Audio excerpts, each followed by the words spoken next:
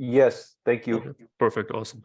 So Pasha का introduction already हमें ज़्यादा दे चुके हैं, और इस सेशन के अंदर what we are going to do is we are going to understand what exactly APIs are, और मतलब एक अंडरस्टैंडिंग लेंगे कि कहाँ कहाँ यूज होती है, और हमारी अपनी कुछ प्रोडक्ट्स है उस पर भी हम एक प्रैक्टिकल एग्जांपल्स लेंगे एपीआई की, और फिर हम देखेंगे कि why API security is important and why it is important now. So web security पे तो काफी लोग काम करते हैं, but API security is a topic which is not that much entertained by the industry and otherwise. Then we are going to jump on OWASP API security top 10. This is a top 10 security vulnerabilities जो OWASP ने form की थी in 2019, और उसकी testing से related हम सारी की सारी बातें इसके अंदर वर्क डिस्कस करेंगे. इसी के दौरान we are going to see that what kind of free tools and paid tools are available for checking the security, because this is the first webinar, or isme we are like covering the basics of the topic. If the interest remains, so what we are going to do is we are going to have with definitely Pasha and Azamai, agar isko samajhte hain behtar, तो we are going to have a hands-on training जो कि तकरीबन 2 घंटे की होगी, जिसमें basically we are going to talk about the practical implementation of this specific topic. Then उसके बाद हम ये देखेंगे OWASP ने अभी रिसेंटली 2023 के अंदर अपने टॉप 10 सिक्योरिटी को अपडेट किया है, and how it is different from 2019, और बहुत ज़्यादा डिफरेंस नहीं है, तो उसकी बात करेंगे, और एंड में हम कंक्लूजन करेंगे. कंक्लूजन के बाद अगर हमारे पास कोई Q&A होंगे तो हम उसको बिल्कुल लेंगे, और Q&A के अंदर हमारे पास अगर कुछ चीज़ें ऐसी होगी जो आंसर नहीं हो पा रही होगी, तो उसके लिए हम डेफिनेटली आपके पास रिवर्ट कर रहे होंगे. तो APIs बेसिकली क्या है? APIs is primarily application program interface, और उसके अंदर होता ही है कि आप अपनी रिक्वेस्ट भेजते हो सिस्टम्स को, और सिस्टम्स बेसिकली आपको उस रिक्वेस्ट के रिस्पॉन्स में कोई भी स्पेसिफिक रिजल्ट रिटर्न करता है, और एट द सेम टाइम ऐसा पॉसिबल है कि वो एपीआई इंटरनली कुछ एक्शन भी परफॉर्म कर रही होती है. तो जब हम एपीआई अब बनाते क्यों है, हमारे पास वेब तो अवेलेबल था, लेकिन एपीआई इसलिए क्रिएट की गई कि किसी भी किस्म का फ्रंट एंड हो, चाहे वो मोबाइल ऐप हो, चाहे वो वेब ऐप हो, चाहे वो कोई आईओटी की डिवाइस हो, चाहे वो इलेक्ट्रॉनिक कार हो, तो किसी भी इंटरफेस से आप जो है एपीआई को रिक्वेस्ट कर सको, उसको डाटा भेज सको. बेस्ड ऑफ रिक्वेस्ट आइदर वो एपीआई कुछ एक्शन लेगी आपके वेब सर्वर पे, या फिर वो उस स्पेसिफिक डाटा को लेकर उसमें कुछ कैलकुलेशन करके आपको रिजल्ट देगी. So API is kind of middleware type of चीज, और जिसपे आप जो है अपनी रिक्वेस्ट भेज सकते हो, और उसकी बेसिस पर आप रिस्पॉन्स या रिजल्ट ले सकते हो. जब हम एपीआई की बात करते हैं तो we have 3 major kinds of API.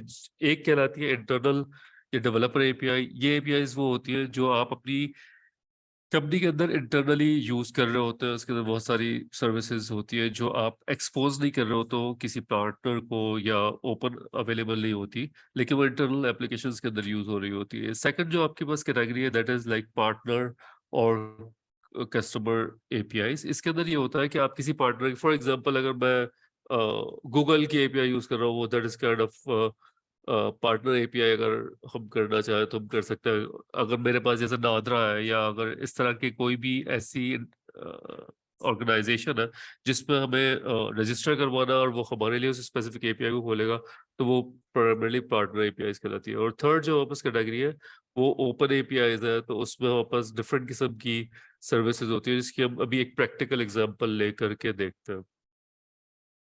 तो ये एक हमारा सिस्टम है जो कि पाकिस्तान के कुछ बैंक्स के अंदर चल रहा है. ठीक है, हमारा जो मिडल वेयर है, ठीक है, ये हमारा एपीआई का हब है. वो करता ये है कि डिफरेंट किस्म की रिक्वेस्ट लेता है, और बैक एंड पे जो पार्टनर्स है जिसके अंदर डाटा चेक है, तस्दीक है, नादरा है और शुफ्ती प्रो है, इनके साथ कनेक्ट करके उनसे कुछ स्पेसिफिक इंफॉर्मेशन गेट करता है. तो फॉर एग्जांपल अगर एक बोरोवर आता है किसी बैंक के पास लोन के लिए, तो वो एक रिक्वेस्ट सेंड करता है कि मुझे लोन चाहिए, और बैंक एक्चुअली, क्योंकि ये इंटरनल पार्ट होता है, ये इंटरनल एपीआई के थ्रू हमारे मिडलवेयर को रिक्वेस्ट करता है, और मिडलवेयर को जो भेजता है, मिसाल के तौर पर सीएनआईसी उसने भेज दिया और डेट ऑफ इश्यूएंस भेज दिया. जैसे ही दोनों चीजें इसके पास यहाँ पर आ गई, हमारी जो एपीआई है वो करती क्या है कि डिफरेंट पार्टनर से कनेक्ट करती है, जिसके अंदर डाटा चेक हो गया, तस्दीक हो गया, नादरा हो गया और शिफ्टी प्रो हो गया.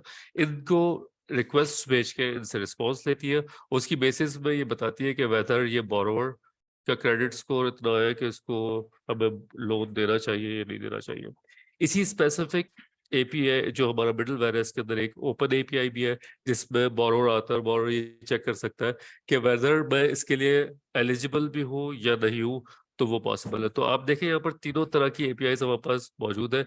एक हमारे पास इंटरनल एपीआई जो कि विद इन बैंक यूज हो रही है, दूसरी पार्टनर एपीआई जो कि बैंक अपने पार्टनर्स के साथ कम्युनिकेट करने के लिए यूज कर रहा है, और इसी तरह से एक ओपन एपीआई जिसको कोई भी आईओएस, एंड्रॉयड या वेब ऐप के थ्रू आप जो है एक्सेस कर सकते हो। तो this is basically a landscape जिसके अंदर डिफरेंट तरह की जो एपीआईज होती है जिसके हमने डिस्कस किया।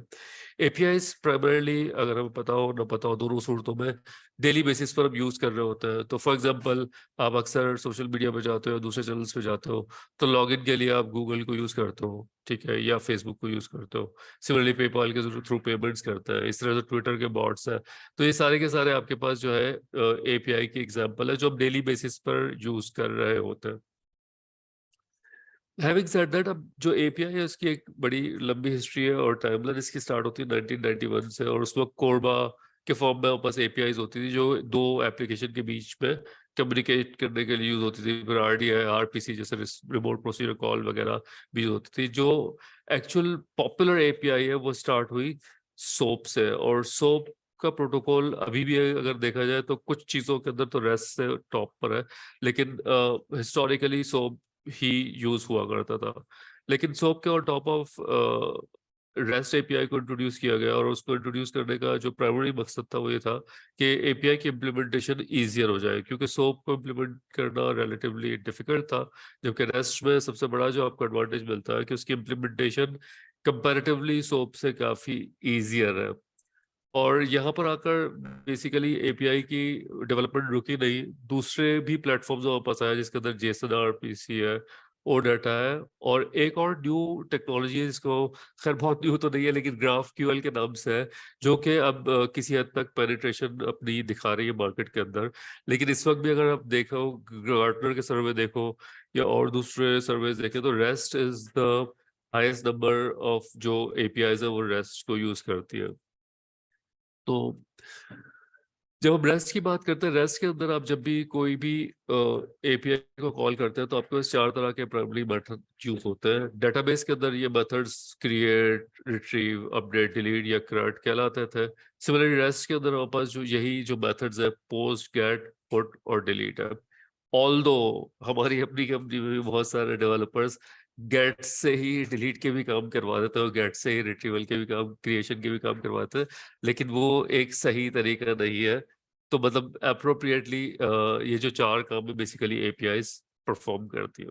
अच्छा, क्वेश्चंस के अंदर मैं ये रिक्वेस्ट आपसे करूंगा कि अगर आपका ड्यूरिंग भी सेशन आपको कोई क्वेश्चन ऐसा लगता है कि आप करना चाहते हो तो आप चैट बॉक्स में बिल्कुल डाल सकते हैं, ताकि एंड में हम जो उसको एंटरटेन कर सकें। कुछ चीज़ें ऐसी होगी कि ड्यूरिंग द सेशन ही मुझे लगेगा कि वो बिल्कुल रिलेटेड है, तो मैं कोशिश यही करूंगा कि उसके दौरान ही उन क्वेश्चंस का मैं जवाब दे दूं। तो ये तो हमारा एपीआई का इंट्रोडक्शन हो गया। हमने एपीआई की टाइप्स देख ली बेस्ड ऑफ ऑफ उसके एक्सेस के हवाले से, फिर एपीआई की टाइप्स देख ली बेस्ड ऑफ उसकी टेक्नोलॉजी के हवाले से।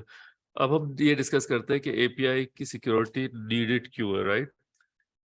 अब प्रॉब्लम पहले तो हम ये देखते हैं कि एपीआई बेसिकली क्यों डिफरेंट है वेब ऐप से, और उसके बाद हम जंप इन करेंगे कि कौन कौन से अब तक अटैक्स हो चुके हैं दुनिया के अंदर और किस तरह से हम जो इससे बच सकते हैं। तो एपीआई के अंदर सबसे बड़ा जो मसला होता है एपीआई की टेस्टिंग के हवाले से, तो या अगर हमें सिक्योर करना है उसके हवाले से, वो ये होता है कि एपीआई के अंदर कोई यूजर इंटरफेस नहीं है। लाइक वेब ऐप की टेस्टिंग करना इज इजी, उसमें हमारे पास क्योंकि इंटरफेसेस कम होते हैं, मेन्यू आइटम अवेलेबल होता है, तो आपने जस्ट उस मेन्यू आइटम से जाकर, उस यूजर इंटरफेस से जाकर सारा का सारा काम कर दिया। On the other hand APIs के अंदर आपके एंड पॉइंट्स होते हैं जो कि क्लियरली उसका वर्क फ्लो डिफाइंड नहीं होता, so that is very difficult to actually manipulate कि किस तरह से हम उसको टेस्ट करेंगे, ठीक है। दूसरा ये कि एपीआई के अंदर बड़ी कॉम्प्लेक्सिटी होती है, like thousands of methods internally मौजूद होते हैं।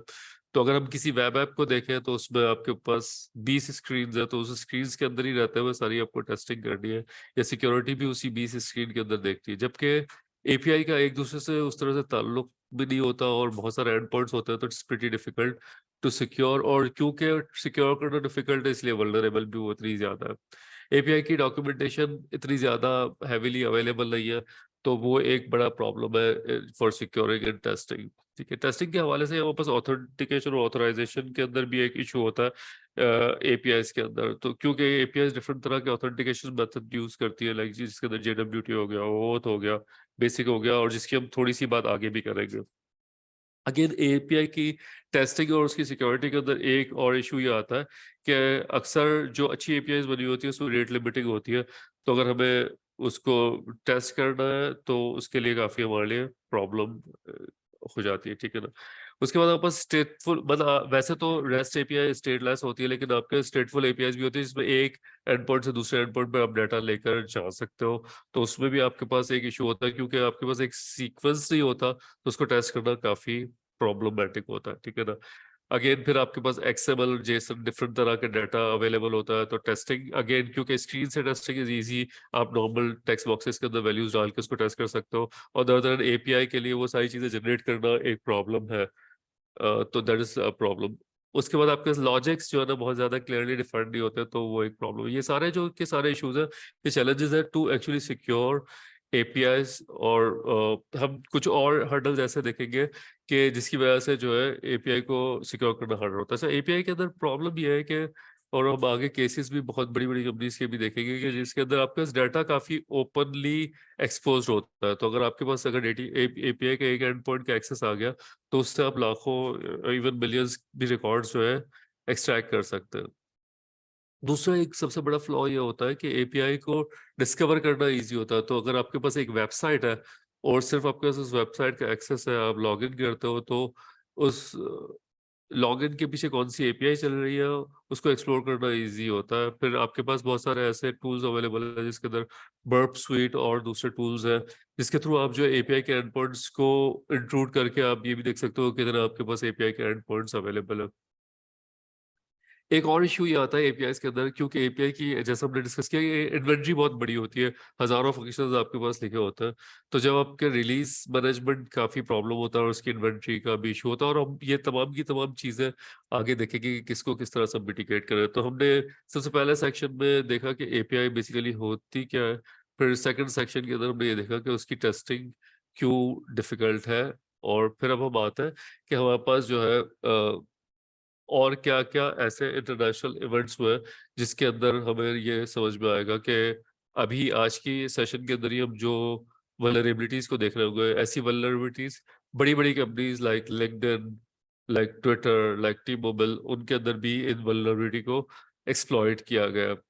तो ये कुछ डिफरेंट जगह से चीजें हमने स्टैट्स एक्सट्रैक्ट किए। तो कमाई के हिसाब से इंटरनेट में जो 83% ऑफ द ट्रैफिक है वो थ्रू एपीआई हो रहा है। ठीक है। एज पर गार्टनर, ये पुराना इनका 2019 का एक सर्वे था कि 2022 तक जो है सबसे इम्पोर्टेंट वेक्टर होगा जिस पर अटैक्स किए जाएंगे वो आपकी एपीआईज होगी। ठीक है। फिर हम अभी थोड़ी सेकंड्स के अंदर ये देखेंगे बहुत सारे हाई प्रोफाइल ब्रीचेस जो हुए आज की तारीख में, वो सारे के सारे थ्रू एपीआईज हुए। और एक और वजह एपीआई की सिक्योर करने की ये है कि हमें बेसिकली आजकल बहुत सारे रेगुलेटरी कंप्लायंस भी आ गए हैं, जिसके अंदर पीसीआई डीएसएस हो गया, जीडीपीआर हो गया, और जिसकी वजह से हमें करना जरूरी है।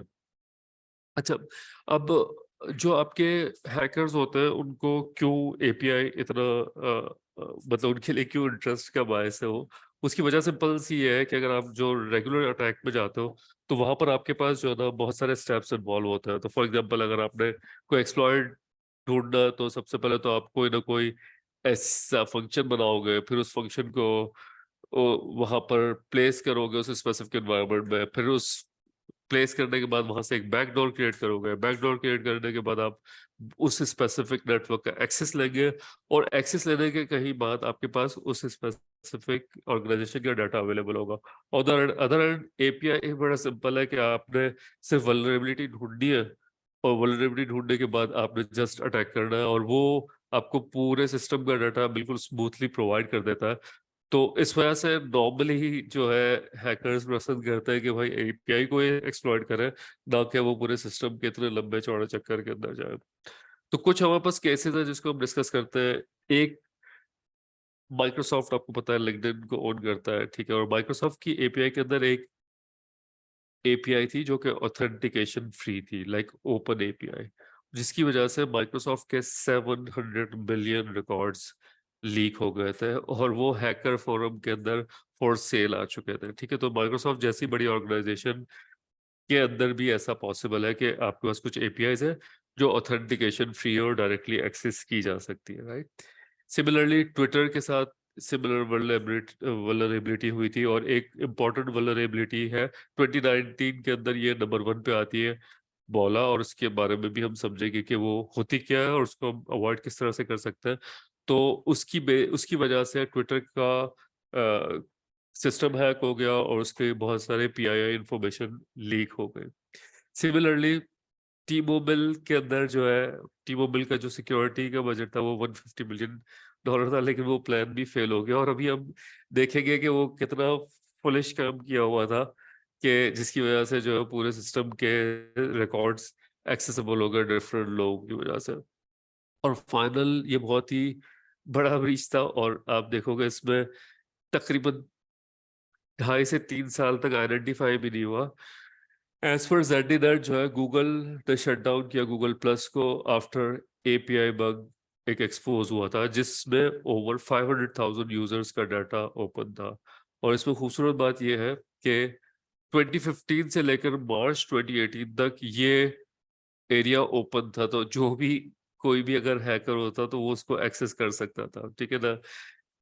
हैविंग सेड दैट, ओएस की एपीआई सिक्योरिटी टॉप 10 में एक बात लिखी हुई है कि नॉर्मली ऑर्गेनाइजेशन के अंदर एपीआई की जो वल्नरेबिलिटी होती है वो एन एन एवरेज 200 दिनों तक तो आइडेंटिफाई नहीं हो सकती, आप तो नहीं होती। आपने देखा कि गूगल जब 2.5-3 साल तक इसको मिस कर सकता है, तो अगर एक रेगुलर ऑर्गेनाइजेशन होगी वो तो मिस कर ही सकती है, राइट। तो 200 डेज तक एवरेजिंग लोग जो है उसको मिस कर जाते हैं, और अगेन जब वो इवन पकड़ी भी जाती है तो वो उस कंपनी के सिक्योरिटी के लोगों से नहीं पकड़ी जाती, एक्सटर्नल फोर्सेस से। तो ये सारे वो फैक्टर्स हैं जो हमने डिस्कस किया कि भाई एपीआई, सबसे पहले तो एपीआई क्योंकि यूज इतनी होनी है, और दूसरा ये कि एपीआई को हैक करना इजी बहुत है, तो उस वजह से एपीआई की सिक्योरिटी आज की तारीख में हमारे लिए बहुत अहम है, और जिसकी वजह से हम आज का सेशन ले रहे हैं। मैं आपके साथ जो है कुछ फ्री रिसोर्सेज भी अभी भी शेयर करूंगा, और उसके बाद पार्टिसिपेंट्स के साथ थ्रू ईमेल भी हम शेयर करेंगे। तो ये एक रिसोर्स है, ये बहुत खूबसूरत किताब है, इसका नाम ही हैकिंग एपीआईज है, ठीक है, जिसके अंदर ये फ्रॉम सेटिंग अप एवरीथिंग, मतलब आपको पूरा किस तरह से काली लिनक्स को सेटअप करोगे, बर्प स्वीट को सेटअप करोगे, पोस्टमैन को सेटअप करोगे, ये पूरा फ्रॉम सेटिंग अप टू बोला के मतलब आपके ओएस के जितने भी टॉप 10 सिक्योरिटी के मेथड्स है उन तमाम के तमाम को किस तरह से आप एक्सप्लॉइट करोगे, इसके अंदर किताब के अंदर बताया हुआ है। और इसमें खूबसूरत बात यह है कि अगर आप ओरियली से फ्री में ट्रायल रजिस्टर करते हो तो ये बुक आपके पास अवेलेबल है। एक और खूबसूरत रिसोर्स है एपीआई सिक्योरिटी यूनिवर्सिटी, इसके अंदर आपके पास एपीआई सिक्योरिटी के फंडामेंटल की सर्टिफिकेशन अवेलेबल है जो कि फ्री है, और आप इस पूरे कोर्स को ले सकते हो। इसके अंदर बीच में टेस्ट्स भी शामिल है, और जब आप इसको कंप्लीट करोगे तो आपके पास इसके सर्टिफिकेट भी आप ले सकते हो। सो हम आते हैं ओवेस्प के एपीआई सिक्योरिटी टॉप 10 के अंदर। इसके अंदर कोशिश इस तरह से है कि सबसे पहले तो हम डिस्कस करेंगे कि वो वल्नरेबिलिटी है क्या, फिर उसके बाद हम एक एग्जांपल देखेंगे कि किस तरह से उस वल्नरेबिलिटी को है कि हम अगर एज ए डेवलपर हम किस तरह से, आपकी टीम या आप खुद किस तरह से उसको मिटिगेट करने के लिए काम कर सकते हैं, ठीक है ना। तो बिफोर कि हम उस स्पेसिफिक चीज पे जाए, तो कुछ चीजें देखनी होगी कि एपीआई की पेन टेस्टिंग के लिए जो जरूरी है। सबसे पहली चीज तो ये है कि आपको परमिशन एपीआई की जरूरी है, ठीक है ना। फिर एपीआई की डॉक्यूमेंटेशन जरूरी है, जो आपको कभी भी एपीआई के अंदर पेन टेस्ट करना उसके लिए चाहिए होती है। फिर आपको ऑथेंटिकेशन की डिटेल्स चाहिए होती है कि भाई आपके पास बेसिक ऑथेंटिकेशन है, ओऑथ है, और जेडब्ल्यूटी। अच्छा, परमिशन को हम कंफ्यूज अगर, तो परमिशन एक लीगल परमिशन होती है फ्रॉम द ऑर्गेनाइजेशन जिसको हम पेन टेस्ट कर रहे हैं, और आप लोग में से मेजोरिटी लोग सिक्योरिटी से, तो आप लोगों को अंदाजा होगा कि हम किस परमिशन की बात कर रहे हैं। फिर एक और इम्पॉर्टेंट चीज है, जिस तरह से हमारे पास ऑथेंटिकेशन होता है उसी तरह से ऑथराइजेशन है, कि हमारे पास जैसा कि आपने देखा कि लिंक्डइन के अंदर एक एपीआई ऐसी थी जिसमें वो खुली पड़ी हुई, ठीक है, उसमें एक्सेस कंट्रोल दिया हुआ नहीं था, तो ऑथराइजेशन एक और केस है जिसको जो है हम देख सकते हैं, ठीक है। उसके बाद हमारे पास टेस्टिंग इन्वायरमेंट होना चाहिए ताकि हम एपीआई को टेस्ट कर सकें। टूल्स अप्रोप्रिएट हमारे पास होने चाहिए। नॉर्मली एपीआई की सिक्योरिटी के लिए मैं नॉर्मली पोस्टमैन ही इस्तेमाल करता हूँ, बट आप ओएस का जैप भी यूज कर सकते हो, काले लिनक्स भी यूज कर सकते हो अगर आपको ज्यादा उस पर काम करना है, ठीक है ना। और आपको एपीआई की वल्नरेबिलिटी का आइडिया होना चाहिए। जब आप एपीआई को टेस्ट कर रहे हो, ये लाजिम है कि आप टेस्ट करने से पहले आप लाजिम लाजिम लाजिम वो अपने डाटा का बैकअप ले लें, ठीक है ना। फिर आपके पास टेस्ट केसेस और टेस्ट प्लान होना चाहिए, और फिर स्कोप आपके पास होना चाहिए कि आपके पास पेन टेस्ट का स्कोप क्या है, ठीक है ना। फाइनली फाइनली फाइनली जब आप कोई भी टेस्टिंग के अंदर जाते हो तो ऐसा पॉसिबल नहीं है कि आपके पास इंसिडेंट्स ना हो, तो आपके पास इंसिडेंट रिपोर्ट का भी प्लान होना चाहिए। हैविंग सेड दैट, हमने जैसे पिछली स्लाइड में भी डिस्कस किया कि हमारे पास एपीआई के जो टूल्स हैं सिक्योरिटी को टेस्ट करने के लिए, एक तो हमारे पास ब्राउजर होना चाहिए जिसके अंदर क्रोम या फायरफॉक्स हो सकता है। बर्ड स्वीट एक बहुत इंपॉर्टेंट टूल है जिसके आपके पास कम्युनिटी एडिशन भी अवेलेबल है जिसको आप यूज कर सकते हो, ठीक है। इसके अलावा पोस्टमैन एक टूल है, और काली लिनक्स के अंदर बहुत सारे ऐसे और टूल्स अवेलेबल है जिसके अंदर आप जो है फजिंग और चीजें भी कर सकते हो फॉर एपीआई टेस्टिंग। अच्छा, अब हम आते हैं ओवेस्प की सिक्योरिटी के टॉप 10 लिस्ट में, और क्विकली हम देखते हैं वो है क्या क्या। सबसे पहला जो ओवेस्प का सिक्योरिटी है वो बोला या ब्रोकन ऑब्जेक्ट लेवल ऑथराइजेशन का है। और जैसा कि हमने पहले भी ये देखा कि और इसको हम आगे भी देखेंगे कि एक स्पेसिफिक फंक्शन में तो आपको ऑथराइजेशन अवेलेबल थी, लेकिन आपने एक जगह लॉगिन करके दूसरे फंक्शन को कर लिया, और उसको हम थोड़ी देर में देखेंगे।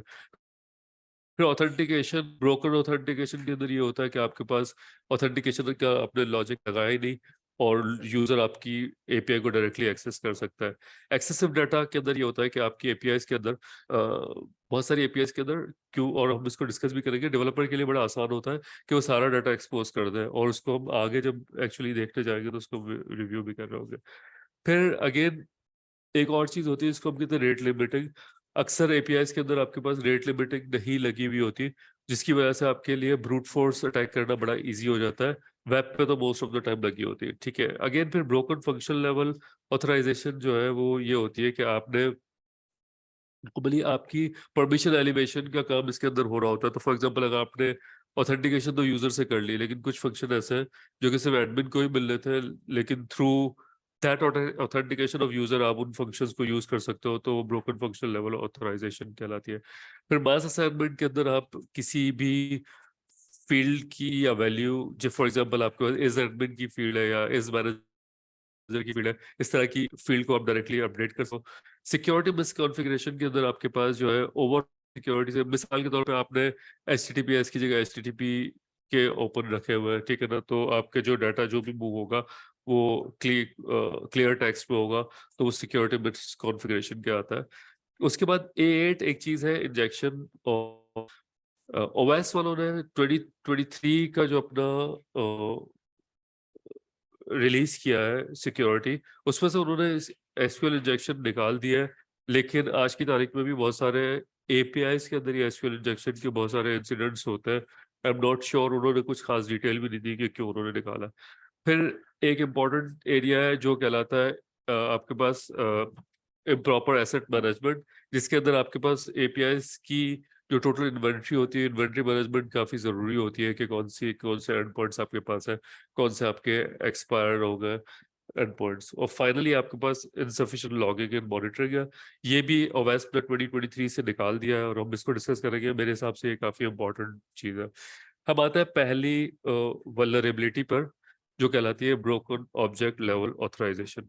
अच्छा, broken object level authorization primarily ये होती है कि आपने लॉगिन कर लिया मिसाल के तौर पे यूजर एक से, और आपके पास जो आपके इनवॉइसेस का एक्सेस था, लेकिन थ्रू फजिंग आप ये कर सकते हो कि दूसरों की इनवॉइसेस को भी देख सकते हो। तो फॉर एग्जांपल यहाँ पर हमने एक केस दिया हुआ है कि एक यूजर आया ट्रॉय, और ट्रॉय की एक रिसीट थी 101, उसने रिसीट को 101 भेजा, उसके पास ट्रॉय की अपनी रिसीट आ गई, लेकिन ड्यू टू दिस वल्नरेबिलिटी ऐसा पॉसिबल है कि मैंने इसको रिसीट नंबर 103 दिया जो कि ट्रॉय से बिलोंग नहीं करता था, लेकिन वो स्कॉट से बिलोंग करता था, लेकिन आपके मेथड ने या आपकी एपीआई ने उसका भी रिजल्ट उसको रिटर्न कर दिया। ठीक है, तो this is the first vulnerability. OS के एपीआई सिक्योरिटी टॉप 10 की पहली वल्नरेबिलिटी है, और हमने ये देखा है कि हिस्टोरिकली बहुत सारी बड़ी बड़ी फर्म्स ने ये मिस्टेक की है, जिसकी वजह से तो जो आपका टी मोबाइल का केस है वो इसी से रिलेट करता है, वो भी हम देखेंगे भी। तो अगर आपको बोला को या ब्रोकन ऑब्जेक्ट लेवल ऑथराइजेशन को एक्सप्लॉइट करना है, उसके लिए सिंपल तरीका ये होता है कि जब आपको सिंपली एपीआई के एंड पॉइंट्स देखना होता है, और एंड पॉइंट्स में आप ये देखते हो कि उस एंड पॉइंट्स में आपका डाटा क्या जा रहा है। तो फॉर एग्जांपल इस स्पेसिफिक केस के अंदर मैं एक काम करता हूँ कि इसको मैं डिस्प्ले कर देता हूँ डायरेक्ट पावर पॉइंट में, तो उससे आपके लिए थोड़ा सा इसको जूम इन करके इजियर हो जाएगा। तो मैंने यहाँ पर, तो इस स्पेसिफिक केस में अगर हम देखेंगे तो हमारे पास जो एपीआई की कॉल थी, आप देखोगे यहाँ पर हमारे पास एपीआई वर्जन 1 एग्जाम्स, और एग्जाम्स के आगे आपने देखा होगा कि बेस 64 इनक्रिप्टेड कुछ टैग्स दिया हुआ है। अच्छा, बहुत सारे लोग ऐसा समझते हैं, और एक जमाने तक मैं भी ऐसा ही समझता था कि अगर आपने किसी चीज को बेस 64 इनक्रिप्ट कर दिया तो उसको तो कोई यूजर समझ ही नहीं पाएगा, तो कोई प्रॉब्लम ही नहीं होगा। लेकिन एक्चुअली रियल वर्ल्ड में ऐसा नहीं है। हमने सिंपली जैसे आइडेंटिफाई कर लिया कि ये बेस 64 इनक्रिप्टेड है, हम सिंपली या तो बर्ड स्वीट में चले जाए या काली लिनक्स में चले जाए, या वेब में भी बहुत सारे ऐसे टूल अवेलेबल है जिसके अंदर हमने सिंपली ये बेस 64 लिखा, और वो उसका हमें जो है रेगुलर एस की के अंदर रिटर्न कर देगा। तो बोला कि एक्सप्लॉइट किस तरह से हो सकती है, जैसे मैंने देखा कि एग्जाम्स और एग्जाम्स के आगे जो नंबर है उससे आप काम हो रहा है। मैंने क्या किया कि एक लूप चलाया और 0 से 100 तक लूप चलाया, और तमाम को मैंने इनक्रिप्ट करके वो पेलोड भेजा। आप देखोगे ये जो 4 आइटम है 1, 2, 56 एंड 93, इसमें हमारे पास जो स्टेटस कोड जो है 200 आया, इसका मतलब इन तमाम की तमाम को मैं एक्सेस कर पा रहा हूँ। तो बॉला सिक्योरिटी अगर आपको देखना है ये वल्नरेबिलिटी आपकी अपनी कंपनी की एपीआई में है या नहीं है, तो आपको नोट क्या करना होगा कि आपका जो भी एपीआई की कॉल है उसके अंदर कहीं यूजर आईडी इस तरह से चाहे इनक्रिप्टेड या अनइनक्रिप्टेड तो नहीं जा रही, तो ये आपने लाजम करना होगा। ठीक है ना।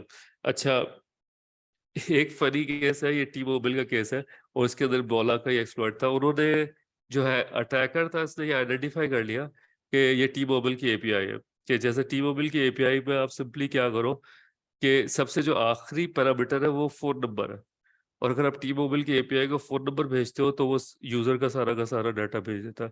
तो टी मोबाइल जैसी बड़ी कंपनी ने भी ये वल्नरेबिलिटी छोड़ी हुई थी, और उसके बाद अटैकर ने क्या किया, वो पूरा लूप चलाया, सारे फोन नंबर दे दिए, और सारे कस्टमर्स का डाटा जो है उसका एक्सट्रैक्ट कर लिया था। अच्छा, अब पहले इशू को फिक्स कैसे करें, तो बस मल्टीपल चीजें इसके अंदर। सबसे पहली चीज तो ये है कि आपके पास ऑथराइजेशन की पॉलिसीज लगी होनी चाहिए। तो इसका मतलब ये है कि एक यूजर ऑथेंटिकेट करके तो आ रहा है, लेकिन जितने भी एंड पॉइंट्स हैं, एंड पॉइंट्स को ये पता होना चाहिए कि भाई आपको ऑथराइज करना है यूजर्स को बिफोर रिस्पॉन्डिंग टू दैट। दूसरा ये है कि अब यूजर आईडीज या इस तरह की चीजें जो है, आई थिंक यूजर आईडीज या एक्सक्यूज मी, यूजर आईडीज या इस तरह की जो चीजें हैं उसके अंदर हमारे पास जो है वो हम डायरेक्टली नहीं सेंड करें, ना इसको बेस 64 के अंदर भेजें। एक इसका आसान तरीका ये है कि हम ग्विड्स जो यूज होती है या यूनिवर्सली यूनिक आइडेंटिफायर्स होते हैं उसको यूज कर सकते हैं as an exchange of IDs, जो कि एक नॉर्मल यूजर इसको कैस नहीं कर सकता। और आखिरी है कि जो ऑथराइजेशन के चेक्स है वो हमें सर्वर साइड या एपीआई साइड पे ही करना चाहिए, क्लाइंट साइड पर नहीं छोड़ना चाहिए। ठीक है। दूसरा जो केस है वो ब्रोकन ऑथेंटिकेशन का केस है। ब्रोकन ऑथेंटिकेशन आपने देखा होगा जो लिंक्डइन के केस में भी था, जिसके अंदर हमारे पास क्या हुआ कि ऑथेंटिकेशन उसने की ही नहीं। ठीक है ना। अब हमारे पास मल्टीपल यहाँ पर ब्रोकन ऑथेंटिकेशन के केसेस अवेलेबल है कि poor implementation of authentication methods और सेंसिटिव ऑथेंटिकेशन नीचेज और token passwords in the URL, और मिसकॉन्फिगर्ड जेडब्ल्यूटी जिसके अंदर एल्गोरिथम डन है, और वीक पासवर्ड्स है। तो अब एक एक करके हम देख लेते हैं। मैं नीचे से स्टार्ट कर रहा हूँ।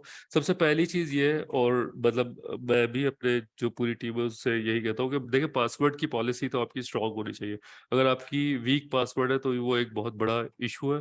और ब्रोकन ऑथेंटिकेशन के अंदर जो चौथा पॉइंट हम यहाँ पर देख रहे हैं वो वीक पासवर्ड से रिलेटेड है। फिर उसके बाद मिसकॉन्फिगर्ड जेडब्ल्यूटी। अब आपके पास ऑथेंटिकेशन की डिफरेंट मेथड्स है, जिसके अंदर बेसिक ऑथेंटिकेशन है वो होता है, या जेडब्ल्यूटी यूज करते हैं। लेकिन अगर जेडब्ल्यूटी आप यूज कर रहे हो लेकिन आपने एल्गोरिदम, जो इंक्रिप्शन एल्गोरिदम में नन लिखा हो फॉर एग्जांपल, तो वो आपका जो डाटा है वो क्लियर टेक्स्ट में भेजेगा। और जब क्लियर टेक्स्ट में भेजेगा तो वो तमाम की तमाम चीजें आपके लिए बेमानी हो जाएगी। आप जेडब्ल्यूटी भी यूज कर रहे हो तो आपका डाटा क्योंकि क्लियर टेक्स्ट में जा रहा है तो वो कोई भी इसको एक्सप्लॉइट कर सकता है। फिर आपके पास सेंसिटिव ऑथेंटिकेशन की जो डिटेल है, फॉर एग्जांपल अगर और टॉक्स है और टोकन्स है और पासवर्ड्स है, वो आप जो है अपने यूआरएल्स में ना भेजे। तो अच्छा, इसमें कुछ लोग ये सोचेंगे कि यार क्यों कोई भेजेगा, तो ऐसी भी आप केसेस ढूंढोगे तो ऐसे भी केसेस है कि लोगों ने अपनी ऑथ की जो है गिट के ऊपर कोड अपलोड किया तो वहां भी ऑथ की छोड़ी हुई है। तो मतलब ऐसा सिक्योरिटी हमें हर वक्त विजिलेंट रहना, और ये लाजिम देखना है कि भाई कहीं कोई ना कोई वल्नरेबिलिटी तो नहीं है। और उसके बाद फाइनली जो है poor implementation of authentication method. तो मतलब अगर आपका ऑथेंटिकेशन मेथड सही तरह से इम्प्लीमेंटेड नहीं है, जो कि हमने लिंक्डइन के केस में देखा था, तो वो मसला है। अच्छा, ये एक एग्जांपल है उसी की कि आप फॉर एग्जांपल ये वाले केस के अंदर हम क्या कर रहे हैं कि जो टोकन है वो डायरेक्टली यहाँ पर सेंड कर रहे हैं, और जो कि एक प्रॉब्लम है, ठीक है ना। और सिमिलरली आप अगर वीक पासवर्ड है तो वो भी एक प्रॉब्लम है, जो हमने पिछले सेक्शन के अंदर देखा। तो इस स्पेसिफिक वल्नरेबिलिटी को फिक्स करने के लिए हम क्या कर सकते हैं कि हम सिक्योर मेथड यूज करें, मल्टी फैक्टर ऑथेंटिकेशन को हम इम्प्लीमेंट कर सकते हैं। जो एक्सेस टोकन है वो हमारे पास टेम्पररी हो, लाइक बाज औक़ात एक्सेस टोकन आपके पास लाइफ टाइम वाले होते हैं, तो वो एक प्रॉब्लम है, ठीक है। और एक और चीज जो हम आगे भी एक वल्नरेबिलिटी के अंदर देखेंगे, वो कहलाती है रेट लिमिटिंग। रेट लिमिटिंग ये होती है कि आप जो है यूजर्स को ब्रूट फोर्स से रोकोगे, और उसको हम आगे थोड़ा सा देखेंगे भी किस तरह से वो रेट लिमिटिंग कर सकते हैं। तो ये बात हो गई दूसरे ओएस के सेकंड रूल की, that is broken authentication. Third vulnerability जो है वो ओएस की एक्सेसिव डाटा एक्सपोजर। अच्छा, ये एक मैंने डेवलपर्स को देखा है अक्सर कि वो क्या करते हैं, क्योंकि आपके लिए बड़ा इजी होता है एपीआई के अंदर सीरियलाइज करके ऑब्जेक्ट के सारे वैल्यूज को देना, ठीक है। वो काफी इजियर होता है कि आपने सीरियलाइज किया और सारे की सारी वैल्यूज भेज दी। तो आपने हमेशा मेक श्योर करना है कि जो भी आपकी एपीआईज है उसको रिटर्न में जितना डाटा भेजना है वो सिर्फ उतना ही डाटा भेजे, और एक्सेसिव डाटा ना भेजे। और क्योंकि अगर आप एक्सेसिव डाटा भेजोगे तो हैकर के पास ये पूरी वो डिफरेंट डाटा को मिलाकर अटैक्स को फॉर्म कर सकता है, जिसके अंदर फिशिंग अटैक और दूसरे टाइप के अटैक्स हो सकते हैं, ठीक है ना। तो फॉर एग्जांपल ये एक हमने एग्जांपल ली हुई है, और इस स्पेसिफिक एग्जांपल के अंदर क्या है कि हमारे पास ये इस एपीआई को हमने कॉल किया, और ये एपीआई क्या कर रही है, यूजर ने ईमेल प्रोवाइड कर रही है और ईमेल के बाद पासवर्ड भी क्लियर टेक्स्ट में प्रोवाइड कर रही है। तो ये भी वन ऑफ द एग्जांपल है एक्सेसिव डाटा एक्सपोजर की। अच्छा, इसको हम फिक्स किस तरह से कर सकते हैं कि हमारे जो एपीआई के रिस्पॉन्सेज है, ठीक है ना, और इसके अंदर जो इंक्लूडिंग एरर रिस्पॉन्सेज है, सारे के सारे को हम प्रॉपर फिल्टर करें, ठीक है। ये मेक श्योर करें पीआईआई, यहाँ पर तो इतना ज्यादा मसला नहीं है, लेकिन इंटरनेशनली यूएस की अगर आपकी मार्केट है तो वहाँ पीआईआई के बड़ा केस है कि आप पीआईआई की इंफॉर्मेशन ओपन नहीं भेज सकते, तो वो आपको मेक श्योर करना है। उसके बाद जो है आपको चेक्स हर एक एपीआई के एंड पॉइंट्स पे ये लाजिम लगाना है कि एक्सीडेंटल लीक ना हो जाए। और एक चीज अक्सर लोग करते हैं, मैंने देखा है अपने डेवलपर्स के साथ भी, कि कुछ लोग जो है ना, कुछ डेवलपर्स होते हैं वो होते हैं ज्यादा काम पसंद करते हैं कि मैं करूंगा यूजर इंटरफेस साइट पर, ठीक है ना। कुछ डेवलपर्स होते हैं ज्यादा बैकएंड साइड पे होते हैं। लेकिन सिक्योरिटी एक ऐसी चीज है कि उसको कभी भी आपको एंटरटेन यूजर इंटरफेस साइट पे नहीं करना चाहिए, क्योंकि वो बिल्कुल एक्सेसिबल होता है हर एक के। तो जो आपके फिल्टर्स है वो हमेशा आपके एपीआई के एंड पे लगने चाहिए, ना कि वो आपके यूआई के एंड पे लगे। थर्ड के बाद हमारे पास फोर्थ आ गया ओएस का जो आइडेंटिफाइड सिक्योरिटी रिस्क है, that is called rate limiting और लैक ऑफ रिसोर्सेज। अच्छा, इसमें दो आइटम्स दिए हुए, एक का नाम है लैक ऑफ रिसोर्सेज, दूसरे का नाम है rate limiting. Lack of resources क्या होता है कि हम जो है, अगर मिसाल के तौर पे अगर आपके पास एक एपीआई है, उस एपीआई को आप इमेज भेज सकते हो, और मैंने क्या किया कि 3 GB का कोई इमेज भेज दिया, तो उससे क्या होगा, और 2-3 जगह से मैंने भेज दिया तो आपकी एपीआईज बैठ जाएगी, ठीक है ना। तो एक ये इशू हो सकता है। और रेट लिमिटिंग क्या होती है कि आपकी एपीआई ये नहीं आइडेंटिफाई कर रही कि एक स्पेसिफिक आईपी से या एक स्पेसिफिक यूजर से कितनी मरतबा डिफरेंट तरह के अटेम्प्ट हो रहा है, ठीक है। तो वो बेसिकली रेट लिमिटिंग और रिसोर्स लैक ऑफ रिसोर्सेज का होता है।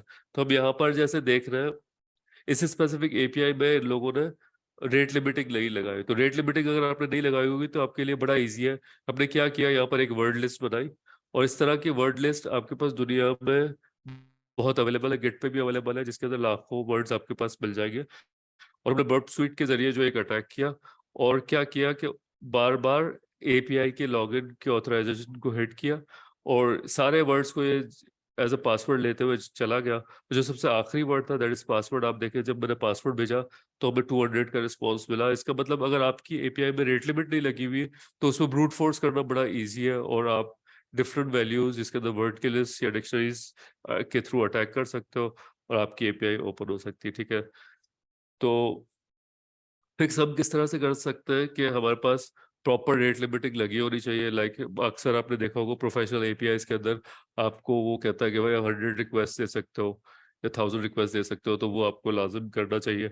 जो आपके पेलोड की साइज है, लाइक जैसे इमेज की हमने एग्जांपल ली, वो आपको लाजिम करना चाहिए, ठीक है ना। Define and enforce limits for the resources, के किस तरह के रिसोर्सेज के लिए क्या लिमिट्स होगी, ठीक है ना। और आपको रेट लिमिट के टेस्ट करने चाहिए। बहुत सारे ऑटोमेटेड टूल्स अवेलेबल है जिसके थ्रू आप रेट लिमिट टेस्ट कर सकते हो। उसके बाद हमारे पास फिफ्थ वल्नरेबिलिटी है, जो कि ओएसप ने अपनी टॉप 10 सिक्योरिटी के अंदर बताई हुई है। और मैं आपसे ऑलरेडी डिस्कस कर चुका हूँ कि अगर हमारे पार्टिसिपेंट्स के अंदर इंटरेस्ट होगा तो, और आजम भाई इसको अग्री करते हैं, तो हमें एक लैब्स, वो सिर्फ लैब्स होगी जिसके अंदर हम ये सारी की सारी चीजें थ्रू लैब्स करके देखेंगे। या तो हम काली यूनिक्स यूज लिनक्स यूज कर लेंगे, या फिर हम बर्ब स्वीट के जरिए इसको सबको इम्प्लीमेंट करके देखेंगे। तो बीएफएलए भी बिल्कुल बॉला या आइडोर अटैक की तरह ही होता है, बस डिफरेंस इसके अंदर ये है, उसके अंदर आपने देखा था कि मैं एक आईडी से लॉगिन हो रहा था और मैं एक्सेस जो है दूसरे लोगों की चीजें कर रहा था। यहाँ पर ये होता है कि हम बेसिकली अपनी समझ ले प्रिविलेज एलिवेशन टाइप की चीज हो रही होती है, जिसके अंदर मिसाल के तौर पर मैं एक यूजर हूँ और मेरे पास सिर्फ गेट यूजर का ऑप्शन अवेलेबल है। डिलीट का फंक्शन डेफिनेटली एडमिन की प्रिविलेज है, लेकिन मैं यूजर के लॉगिन से लॉगिन हुआ और मैंने फंक्शन डिलीट का कॉल कर लिया। और अगर आपके पास प्रॉपर ऑथराइजेशन नहीं लगी हुई तो बहुत पॉसिबल है कि आपकी एपीआई इस स्पेसिफिक फंक्शन का एक्सेस यूजर को दे दे, और जिसके अंदर आप एक बहुत बड़ी प्रॉब्लम के अंदर आ सकते हो, ठीक है ना। तो जैसे कि हमने पिछली एग्जांपल देखी कि उसके अंदर हमारे पास सिंपली गेट का ऑप्शन था, और गेट के थ्रू लॉगिन में यूजर के थ्रू हुआ, और मैंने एडमिन का कोई फंक्शन कॉल कर लिया जिसके थ्रू हमारे पास काम हो गया। अब इसको रिलेटेड ही है कि हम फंक्शन लेवल ऑथराइजेशन लाजिम करेंगे, ठीक है ना। वहां पर जो ऑथराइजेशन थी वो मेरे डाटा के लेवल पे थी कि मैं कौन सा डाटा एक्सेस कर सकता हूँ। यहाँ पर जो ऑथराइजेशन है मुझे फंक्शन लेवल पे करनी होगी। अच्छा, एक चीज कहलाती है डिनाई ऑल एक्सेस। हमें मतलब ये एक सिक्योरिटी के अंदर डिफॉल्ट है कि अगर आपको एक्सेस देना है, डिफॉल्ट आप ये समझेंगे किसी के पास कुछ भी नहीं है, फिर जो आप मतलब ऐसा ना करें कि सबको सब अवेलेबल है और उसमें से रिड्यूस करें, इंस्टेड आप सबको सब डिनाई करें, उसमें से जो चीज़ें उनको अवेलेबल है वो आप दे दो, ठीक है ना। और only authorize appropriate users group, हम इसमें ग्रुप्स और रोल्स भी यूज कर सकते हैं, और टेस्ट तो डेफिनेटली आप इसके अंदर कर सकते हो। सिक्स जो ओएस की वल्नरेबिलिटी है, ठीक है ना, इसका नाम है मास असाइनमेंट। मास असाइनमेंट बेसिकली ये होती है कि आपके पास अक्सर जब किसी एपीआई की कॉल आप करोगे तो उसके अंदर आपके इंटरनल वेरिएबल्स भी डिस्प्ले हो जाते हैं। तो एक इस स्पेसिफिक केस में आप देखोगे यहाँ पर हमारे पास एक वेरिएबल आ रहा है इज एडमिन के नाम से, जो कि इस वक्त फॉल्स है। तो जो हैकर होगा वो डेफिनेटली इस पेलोड को देख के समझ जाएगा कि ये स्पेसिफिक वेरिएबल इंटरनली यूज हो रहा है। और ऐसा पॉसिबल होता है मैथ असाइनमेंट के अंदर, आपने वो प्रिविलेज अपडेट करने की भी दी हुई। तो फॉर एग्जांपल मैं यहाँ पर गया और मैंने यहाँ पर सिंपली इस एडमिन को ट्रू कर दिया, और उसके बाद मैंने अपना एक्सप्लॉइट चलाया तो वो मुझे उस चीज को एडिट करने देगा, क्योंकि मैंने अपना इस एडमिन ट्रू कर दिया। तो कभी भी इंटरनल वेरिएबल्स को हमें नहीं करना चाहिए। तो हम जो है फिक्स इसके हमारे पास क्या है कि अवॉइड एक्सपोजिंग इंटरनल वेरिएबल्स और object names as a input, और फिर approve properties that the client can update, ठीक है ना। तो मतलब सारी की सारी प्रॉपर्टीज ऐसा पॉसिबल है कि जो इस एडमिन की प्रॉपर्टी है उसको आप अलाउ ही नहीं करते। देखो तो इन एनी केस अगर आपको वो भेजना जरूरी भी है तो आप एटलीस्ट ये उनको अलाउ ना करें कि वो उसको अपडेट कर सके। Having said that, seventh security, seventh जो ओएस की सिक्योरिटी टॉप 10 की लिस्ट में है, वो है सिक्योरिटी मिसकॉन्फ़िगरेशन। ठीक है, तो एक सिंपल सी इसके अंदर बात है, और मैंने बहुत सारी प्रोफेशनल वेबसाइट्स के अंदर भी देखा है कि आपके पास HTTP टू HTTPS रीडायरेक्ट्स नहीं लगे हो और आपकी साइट जो HTTP पे भी काम कर रही है। ठीक है ना, तो ये that is one of the security misconfiguration. तो ऐसा पॉसिबल है कि आपकी एपीआई जो है HTTP पे काम कर रही है, अब HTTP पे काम कर रही है तो ज़ाहिर आपकी चीज़ें क्लियर टेक्स्ट में जा रही है और उसको डाटा को ब्रीच करना कोई भी मसला नहीं है। ठीक है, that is one of the security misconfiguration. एक और मतलब रीसेंट पास तो नहीं कहूँगा, लेकिन साल 1.5 साल पहले हमारी टीम ने एक कंपनी के लिए कुछ डेवलप किया था। उसमें एक मसला हो रहा था जो कहलाता है verbose error messages. Verbose error message ये होता है कि हमारी कोई भी चीज ब्रेक हुई, इंस्टेड वो हमारे कस्टमाइज एरर मैसेजेस देता। उसने जो आपका, अगर आप लोगों ने .NET या PHP में काम किया हो तो आपका एरर का एक ऑब्जेक्ट होता है, और एरर के ऑब्जेक्ट को जब मैसेज आप रिटर्न करते हो तो उसमें स्टैक ट्रेस पूरा आ जाता है। तो ये भी एक बहुत बड़ा मसला है, अगर आप स्टैक ट्रेस दे दोगे तो उसके थ्रू हैकर्स आइडेंटिफाई कर सकते हैं कि कौन सी फील्ड है, कौन से कॉलम है। और आपको पता है हैकिंग एक सुकून का काम होता है, लोग करके इसको आगे बढ़ जाते हैं। तो सिक्योरिटी बेस्ड कॉन्फ़िगरेशन में एक चीज हमने देखी कि HTTP है, और यहाँ पर आप देखो हमने सिंपली क्या किया कि API को स्कैन किया, और स्कैन से वो पता चल गया कि भाई ये HTTP भी काम कर रहा है, उस पे हम फिर वल्नरेबिलिटी कर सकते हैं। तो सिक्योरिटी बेस्ड कॉन्फ़िगरेशन के अंदर तो आपकी जो नॉर्मल सिक्योरिटी की प्रैक्टिसेस होती है उसी को आप इनेबल करते हो। तो जो बेस्ट प्रैक्टिसेस है, हार्डनिंग एंड पैचिंग, वो आपको लाजिम करनी है। इसके अलावा अननेसेसरी एप्लीकेशन, मतलब ऐसे फीचर्स को आपको इनेबल नहीं रखना, वो आपको लाजिम करना है। ठीक है ना, उसके बाद जो एक्सेस की प्रिविलेजेस है उसको भी आपको लाजिम देखना है कि उसमें कोई मसला नहीं है। ठीक है ना, और टेस्ट आप देख रहे होंगे काफी सारों में हमने ये लिखा हुआ कि टेस्ट करना जरूरी है आपकी APIs को। ठीक है, हैविंग सेड दैट, एक A8 के अंदर जो OWASP की सिक्योरिटी के टॉप 10 के अंदर जो 8वें नंबर पे है, दैट इज इंजेक्शन। अच्छा, इंजेक्शन के अंदर एक इन लोगों ने 2023 के अंदर they have removed SQL injection from the API security. और जब मैंने उसके मटेरियल को थोड़ा रीड किया तो उनके हिसाब से हम सिर्फ वही चीजें हाईलाइट करेंगे जो API से रिलेटेड है। लेकिन अगर आप देखोगे कि जो एक्सप्लॉइट्स हुए हैं पिछले 1 साल के अंदर, ठीक है, आपके पास बहुत सारे एक्सप्लॉइट्स आपको नजर आएंगे जो आपकी सिक्योरिटी की भी मतलब आपकी SQL इंजेक्शन की वजह से भी हुआ है। तो ये एक बहुत बड़ा थ्रेट मेरे हिसाब से तो है, एंड आई वुड सजेस्ट कि अगर आप API सिक्योरिटी को देखते हो तो आपको इसको इग्नोर नहीं करना चाहिए, दो ये 2023 के अंदर नहीं है। तो इंजेक्शन का बहुत सिंपल है कि भाई आप NoSQL की इंजेक्शन कर सकते हो, SQL की इंजेक्शन कर सकते हो। और आजकल तो आपको पता है कि ChatGPT आ गया है, तो मैं ChatGPT से पूछ रहा था आज ही कि भाई मुझे जो है ना कुछ इंजेक्शन के बारे में बात बता दो। तो वो जो है वो सारी की सारी कहानियाँ इसने मुझे बता दी है कि SQL इंजेक्शन करना तो मैं क्या क्या कर सकता हूँ। तो अब तो कोड लिखना हम सिक्योरिटी वालों के लिए भी इतना कोई बिग डील नहीं है, हम इससे पूछ सकते हैं, मैं बता देता। तो हैविंग सेड दैट, इंजेक्शन को हम फिक्स किस तरह से कर सकते हैं कि आपकी जो वैलिडेशन है, ठीक है ना, वो आपको प्रॉपर करनी चाहिए, और आपके पास जो है फिल्टरिंग बहुत सीरियस होनी चाहिए। तो SQL इंजेक्शन पॉसिबल नहीं है। फिर एक बहुत इम्पॉर्टेंट एरिया है, और जिसका 2023 में उन्होंने नाम चेंज कर दिया, इस एरिया को रखा तो है लेकिन नाम चेंज कर दिया, वो इम्प्रॉपर एसेट मैनेजमेंट है।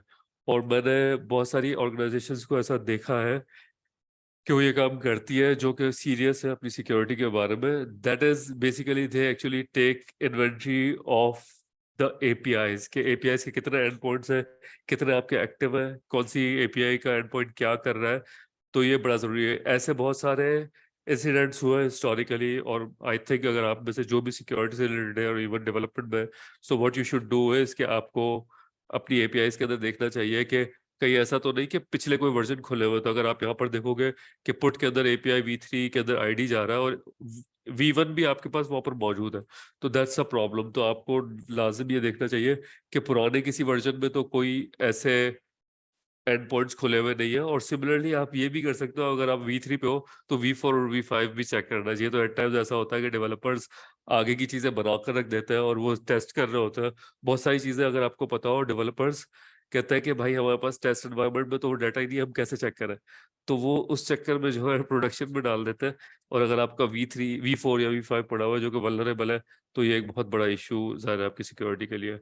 एक इंडियन कंपनी है, अगर आपने नाम सुना हो, जिसका नाम था जस्ट डायल, और जस्ट डायल के 100 मिलियन यूजर्स का डाटा एक्सपोज हो गया था सिर्फ इन प्रॉपर एसेट मैनेजमेंट की वजह से, कि उनका जो है ना एक पुरानी एपीआई खुली हुई थी अनप्रोटेक्टेड पिछले वर्जन की, और जिसको हैकर ने एक्सप्लॉइट करके उनके 100 मिलियन यूजर्स का डाटा एक्सप्लॉइट कर लिया।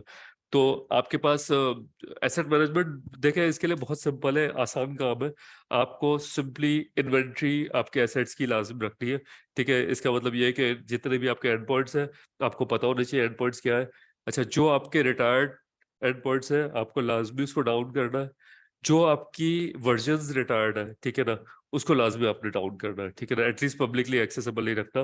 तो अदरवाइज ये एक बहुत बड़ा प्रॉब्लम है। फाइनल पॉइंट अगेन, ओएस ने इस पॉइंट को भी निकाल दिया है, लेकिन मेरे हिसाब से ये भी बहुत इंपॉर्टेंट पॉइंट है, और अभी हम थोड़ी देर में ये देखेंगे कि 23 और 19 में क्या फर्क है। तो that is insufficient logging and monitoring.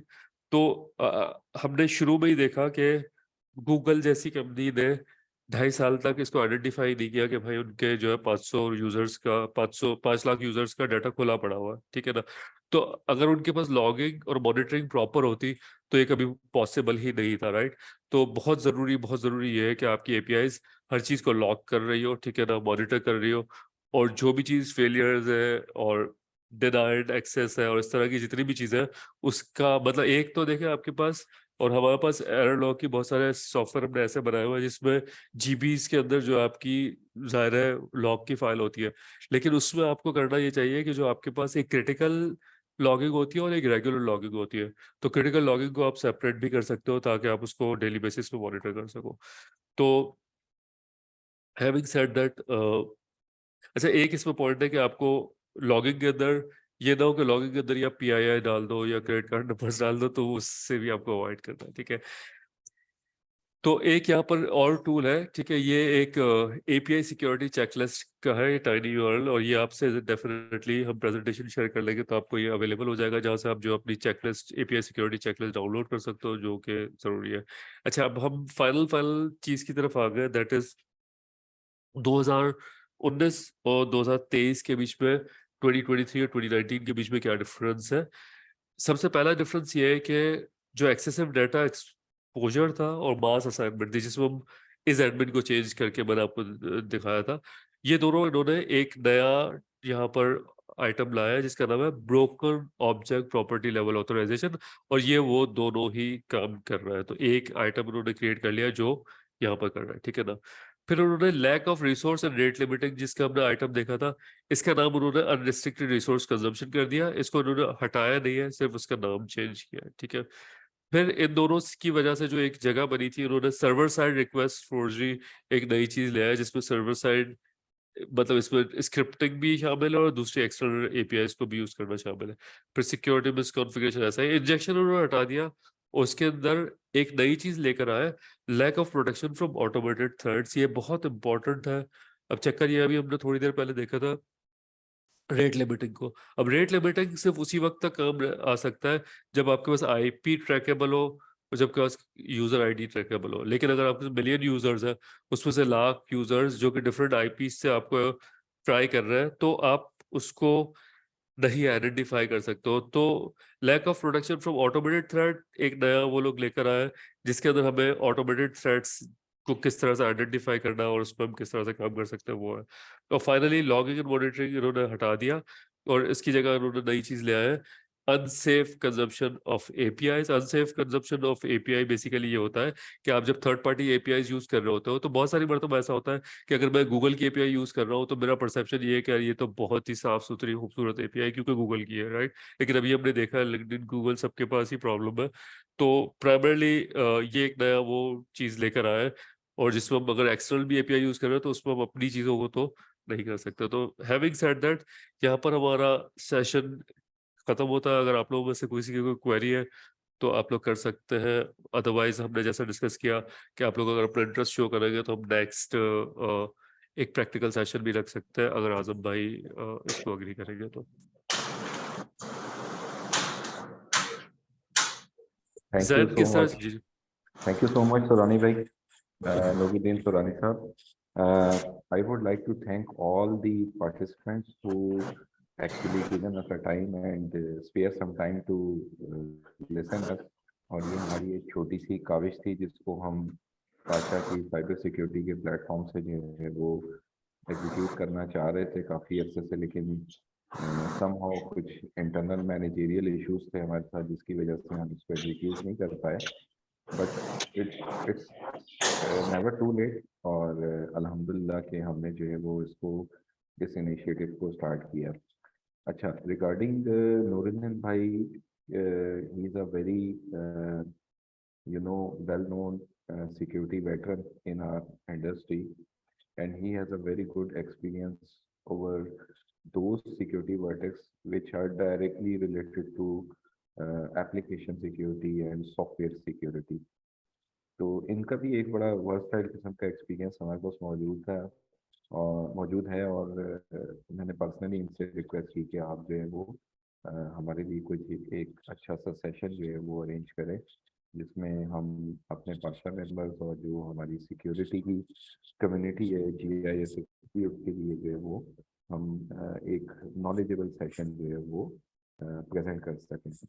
And I am very thankful to Nooruddin Surani sahab as well. इसके लिए उन्होंने हमें टाइम दिया, एनर्जी दी, और आज आप लोगों के सामने जो है वो एक बहुत ही कंसाइज टू द पॉइंट और टाइम लिमिटेड उन्होंने जो है वो एक फर्स्ट एपिसोड जो है वो प्रेजेंट किया।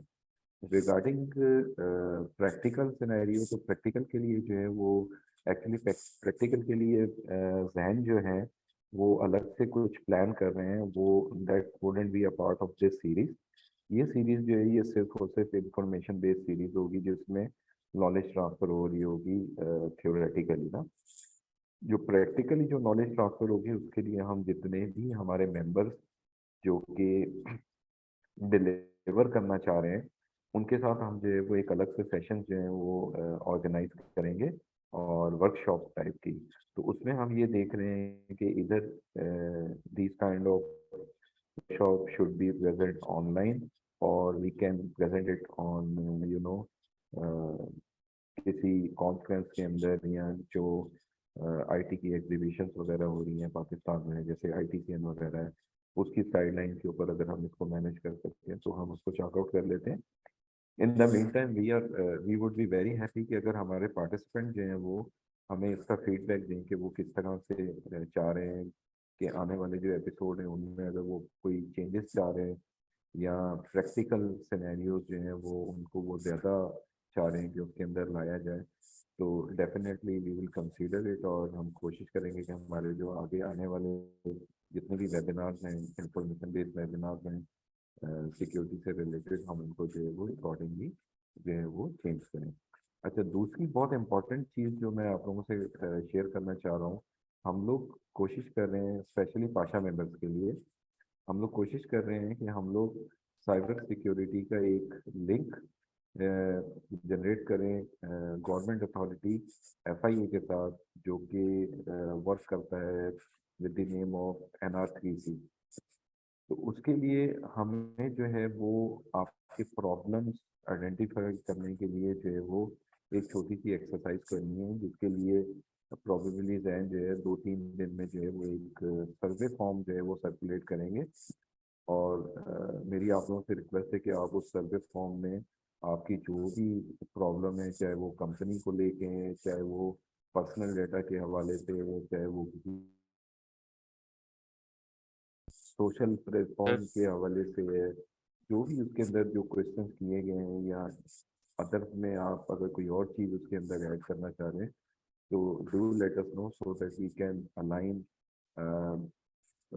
someone from our side who can directly talk to government authorities to resolve cyber security issues for the community. And with these kind words, I would also like to thank you, Pasha Secretariat, who manages it in a very excellent way, especially Zain, जो हमारे moderator हैं, और साथ ही में जो है वो ये चेयर जो है वो अब जैन की तरफ जो है वो ट्रांसफर करूँगा so that we can close this session. Thank you. Thank you Azam bhai. I think हम क्वेश्चंस ले लेते हैं। We have some questions as well. तो starting with Ghulam Murtaza sahab. Thank you so much sir. Sir मेरा सिर्फ एक ये सवाल है कि जब हम मतलब एज अ एंट्री लेवल हम 100 कैंडिडेट लगते हैं किसी भी ऑर्गेनाइजेशन में, या ऑलरेडी हम वर्क कर रहे हैं एपीआई के ऊपर, जो हम ओपन एपीआई हम आजकल यूज कर रहे हैं अक्सर जो अपनी ऑर्गेनाइजेशन में, तो उसमें हम किन किन चेक लिस्ट का हम लोग क्या रखें? हमें थोड़ा सा अगर हमें मतलब एक पिन पॉइंट दे दें जिसपे हम उस पर फोकस कर लें और हम अपनी एक चेक लिस्ट बना लें अपनी मतलब के एज अ अपने प्रोफेशन में, उसके लिए थोड़ा सा काइंडली गाइड कर दें। देखिए, इसके लिए हमने जैसे सबसे पहली चीज तो ये है कि जो अब ओवेस्ट का टॉप 10 2023 है वो सबसे अच्छी गाइड है। इसके अलावा आपने देखा होगा प्रेजेंटेशन के दौरान ही मैंने एक लिंक शेयर किया था जो कि मैं अभी चैट पे भी डाल देता हूँ। वो एक सिक्योरिटी की चेकलिस्ट है, ठीक है ना। वो एक बड़ी एक्सटेंसिव चेकलिस्ट है और जरूरी नहीं है कि आप उसमें सारे पॉइंट्स लो, क्योंकि हो सकता है वो सारे पॉइंट्स आपसे रिलेट भी नहीं करते हो। तो what you can do is आप उसमें से सेलेक्टेड पॉइंट्स जो आपसे रिलेट करते हो वो आप बिल्कुल उसमें से एक्सट्रैक्ट कर सकते हैं। लेकिन जैसे मैंने आपको अभी जो पॉइंट्स बताया जिसके अंदर लाइक ऑब्जेक्ट लेवल ऑथराइजेशन है या ब्रोकन ऑथेंटिकेशन है, ये सारे के सारे पॉइंट्स ऐसे इसमें मिस कुछ भी नहीं। लाइक सीक्वल इंजेक्शन हालांकि इन्होंने हटा दिया लेकिन मेरे हिसाब से वो बहुत इंपॉर्टेंट है। तो मतलब अगर आप इस प्रेजेंटेशन को ही गो थ्रू करेंगे और मैंने चेकलिस्ट आपके पास चैट पे शेयर कर ली है, तो आप अगर वहां से वो डाउनलोड कर लेंगे तो I think that should help. I hope I answered your question. Sir एक लास्ट क्वेश्चन, जी sure. अवर्स के अलावा सर, क्योंकि मैं तो अवर्स के जो सॉफ्टवेयर हैं, जो ओपन सॉफ्टवेयर हैं, जो जी फ्री वाले हैं, जी जी मैं वो यूज कर रहा हूँ खुद, बेसिकली खुद ही कुछ बिल्कुल वेबसाइट सर, वगैरह चेक करने बिल्कुल के सर, लिए। बिल्कुल सर, सर आवाज आ रही है? बिल्कुल आ रही है, बिल्कुल आ रही है। जी जी तो वहाँ पे कुछ मैंने मतलब कभी मैंने खुद जो है अवेस के सॉफ्टवेयर मैंने वहां से डाउनलोड किए, उनको खुद यूटिलाइज कर रहा हूँ। इसके अलावा जैसे क्योंकि मैं तो ग्लोबल इसका कैस्पर स्काई का भी यहाँ पे पूरे पाकिस्तान का जो है एमएसपी प्रोवाइडर हूँ, तो परफेक्ट। उसमें क्या हम वो भी यूज कर सकते हैं इस पर्पस के लिए, या सिर्फ हम अवेस पे जा सकते हैं? देखो ओएस की जैप है वो यूज कर सकते हो। बर्प स्टूडियो की हमने जो बात की, बर्प स्वीट की, वो आप यूज कर सकते हो। इसके अलावा सेन की SAN सेन 25 मैं ये भी लिख रहा हूँ, तो ये एक और जिस तरह से ओएस के स्टैंडर्ड सेन की भी 25 लिस्ट है, लेकिन वो बहुत स्पेसिफिक तो एपीआईज नहीं है, लेकिन आप उसकी सेन की सिक्योरिटी 25 पे जा सकते हो। Thank you so much sir, thank you so much. ये काइंडली इस पे मेंशन कर दें। थैंक मैंने चैट पे डाल दिया। Thank you. मैं नेक्स्ट क्वेश्चन की तरफ जाता हूँ। I am not sure about the name, but the name is written SN। आप यू मे प्रोसीड प्लीज। अस्सलामुअलैकुम, thank you so much for the good session. और मुझे एक क्वेश्चन था मेरा रिगार्डिंग ऑफ ओएस टॉप 10 के हवाले से, कि A10 में बताया कि insufficient logging and monitoring mechanism बताया था। तो इसमें जो है logging and critical logging and normal logging से क्या मुराद है? मतलब with respect to the financials कुछ क्रेडेंशियल आते हैं, या फिर इसमें किस तरह से मतलब मैं इसको डिफरेंशिएट मैं करूं? आपको एग्जांपल दे देता हूँ। देखिए बेसिकली लॉगिंग के अंदर अगर मैं login की successful, तो वो एक जी जी सिंपल लॉगिन है, राइट। और मैंने जी लॉग जी आउट किया सक्सेसफुली, वो एक सिंपल लॉगिन है, वो लाजमी है, वो तो करनी है मुझे। लेकिन ठीक मिसाल ठीक के तौर पर मेरे पास एक अटेम्प्ट हुआ जिसमें मैंने रॉन्ग पासवर्ड डाला, दैट्स अ क्रिटिकल ठीक लॉगिंग, ठीक है ना। या ठीक मैं किसी ठीक ऐसी आईपी से आ रहा हूँ जो कि रशिया की है, ठीक है ना, या कोई भी एक कंट्री की है जो मैं नहीं चाहता हूँ कि हमारी एपीआईज को एक्सेस करे, तो वो एक ठीक क्रिटिकल लॉगिंग है। तो मतलब नॉर्मली देखिए, नॉर्मल लॉगिंग आप करेंगे उसमें आपके लाखों रिकॉर्ड्स होंगे, लाखों रिकॉर्ड्स को फॉलो करना इज डिफिकल्ट। तो आप क्या करें, जो सही। क्रिटिकल हो, जैसे जिसमें पासवर्ड गलत डाला, इस तरह की चीजें वो सेपरेट करवाएं, और बेसिक लॉगिन आप सेपरेट करवाएं। That's what I was saying. Sir एक क्वेश्चन और है इसमें, श्योर। इंजेक्शन के बारे में थोड़ा सा बताइए कि इंजेक्शन जो है नॉर्मली एसक्यूएल इंजेक्शन की टर्म में यूज करेंगे, या नॉर्मली इंजेक्शन आपकी हर टर्म में यूज हो सकता है, देखिए लाइक इंजेक्शन आपके में दो, क्योंकि डेटाबेस पर्टिकुलर देखिए पर्टिकुलर डेटाबेस से डेटाबेस है? रिलेटेड, ठीक डेटाबेस ठीक। से रिलेटेड होता है, लेकिन नो सीक्वल डेटाबेस है, नो सीक्वल की भी इंजेक्शन तो होती है। जी जी तो जी बिल्कुल सही है। जी, तो इंजेक्शन दोनों केसेस में यूज होता है। ठीक है जी सर। ठीक है ठीक। Thank you so much. Thank you sir. Thank you. Moving on to the next question. Farhan, you are in the loop, आप क्वेश्चन कर सकते हैं। जी अस्सलाम वालेकुम। हाँ, sir First of all, thank you so much, Surani Saab and the other who are involved in the administration. It's really great initiative. My question is regarding the fintech apps. So basically जब हम API security की बात करते हैं तो हमारे पास बहुत सारा कंटेंट भी अवेलेबल होता है और बहुत सारी इन्फॉर्मेशन अभी भी आपने शेयर करी। मेरा कुछ एक्सपीरियंस रहा है फिनटेक ऐप के साथ काम करने का। मेरा क्वेश्चन बेसिकली यहाँ पर एक है, जब हम किसी फिनटेक ऐप से काम कर रहे होते हैं तो हम बैंकिंग एपीआईज को भी कंज्यूम कर रहे होते हैं या किसी म्यूचुअल फंड एपीआईज को भी कंज्यूम कर रहे होते हैं। उसमें एक चैलेंज फेस ये होता है कि उस तरह की सिक्योरिटी कंसल्टेंसी का एग्जैक्टली आइडिया नहीं होता कि फॉर एग्जांपल अगर हम किसी बैंकिंग सेक्टर के साथ काम कर रहे हैं तो उसमें किस टाइप के स्टैंडर्ड्स को फॉलो करना चाहिए, क्या कोई इसका स्टैंडर्ड है भी, या फिर इस क्वेश्चन को इस तरह से समझें कि अगर हमें किसी बैंकिंग सेक्टर के साथ काम करना है, क्या उस सेक्टर के स्टैंडर्ड्स को मेंटेन करने के लिए हमें किसी तरह की कंसल्टेंसी अगर रिक्वायर्ड हो तो किसी के साथ हम कांटेक्ट कर सकते हैं, या आप अच्छा किसी को देखिए, रिकमेंड करेंगे? बिल्कुल सही। देखिए, इसके लिए बहुत सिंपल है, आपके पास PCI DSS का स्टैंडर्ड है जो कि फिनटेक्स के लिए यूज होता है। अगर आप सर्च करेंगे PCI DSS API सिक्योरिटी तो आपको बहुत सारे आर्टिकल्स मिल जाएंगे जिसमें PCI DSS जो कि आपकी फिनटेक के लिए, फाइनेंशियल इंडस्ट्री के लिए यूज होती है, उस और या क्रेडिट कार्ड की जो ट्रांजैक्शन के लिए यूज होती है, तो आपको उससे रिलेटेड API की सारी चीजें मिल जाएगी। लेकिन अगर आपने जैसे जो हमने OWASP टॉप 10 कवर कर लिया ना, इसमें वो भी कवर्ड है वैसे। लेकिन अगर आप किसी को दिखाना चाहते हो कि नहीं भाई हमने तो बैंकिंग से रिलेटेड ही किया है, तो आप PCI DSS को रेफर करके उनको बताएंगे तो उनको समझ आ जाएगा। ठीक है। So if I am not wrong, PCI DSS certifications के तो दो ऑप्शंस है, या तो आप इटसेल्फ अपनी कंपनी को सर्टिफाइड करवा लें या फिर आप किसी थर्ड पार्टी सर्विसेज को यूज करें जो ऑलरेडी PCI जी सर्टिफिकेशन जी प्रोवाइड करती है आपको। तो फॉर जी जी एग्जांपल जो हम पेमेंट गेटवे यूज कर रहे हैं ये उनकी रिस्पॉन्सिबिलिटी है, PCI सर्टिफिकेशंस, राइट? जी जी सो जो मेरी अजम्पशन है अभी वो ये कि अगर हम ये जो आपने टॉप 10 जो स्टैंडर्ड्स बताए अगर इनको फॉलो कर लिया जाए तो मोर और लेस बाकी तमाम चीजें हमारे एंड से कवर हो सकती आई एग्री, बिल्कुल ऐसा ही है, ऐसा ही है। और इसके लिए देखिए तरीका ये होता है कि अगर आप कोई थर्ड पार्टी जो कि सिक्योरिटी कंसल्टेंट है उससे बस आप अपनी API की वल्नरेबिलिटी असेसमेंट करवा लें। ऑल्दो मैं ये आपको बता दूं कि आप सिक्योरिटी की जिम्मेदारी आपकी कंपनी की खुद की है। तो बहुत सारे ऐसे इंसिडेंट्स भी है, जैसे आपने देखा उनका 150 मिलियन का बजट था, कितना बजट था T-Mobile का, लेकिन मतलब उसके बाद भी हुआ। तो आप बेस्ट ये होता है सेफ आपके लिए कि आप एक थर्ड पार्टी वल्नरेबिलिटी असेसमेंट करवाएं, ताकि आपके पास एक सर्टिफिकेट हो कि भाई हमने तो चेक करवाया था, और आप थोड़े से सिक्योर हो। ठीक है, लेकिन जो सिक्योरिटी की प्राइमरी जिम्मेदारी है वो आपकी अपनी होती है बेसिकली। है। ठीक है, thank you so much. Thank you. Umar, you may proceed, please. Assalamu alaikum. Umar Zaman here, cyber security lead from Securism. First of all, I would like to thank you for the detailed presentation regarding OWASP API Security 2023. So I've got a question here. मैं अक्सर ये देखता हूँ security testing के वक्त कि APIs के ऊपर लोगों ने ये जो HTTP वेब मेथड्स होते हैं लाइक गेट पोस्ट, ये गलत यूज किए होते हैं. They are posting sensitive information in get method, but I haven't seen that thing during the presentation. So hasn't OWASP considered that in 2023? हमने बेसिकली डिस्कस किया था, अगर आप देखेंगे जो OWASP के अंदर ही हमने स्टैंडर्ड्स के अंदर क्लियर टैक्स की बात की हुई थी। जब आपके पास ऑथेंटिकेशन क्लियर टैक्स में जाती है, वो ब्रोकन ऑथेंटिकेशन का पार्ट है A2, तो that is part of OWASP। या And I've got another question.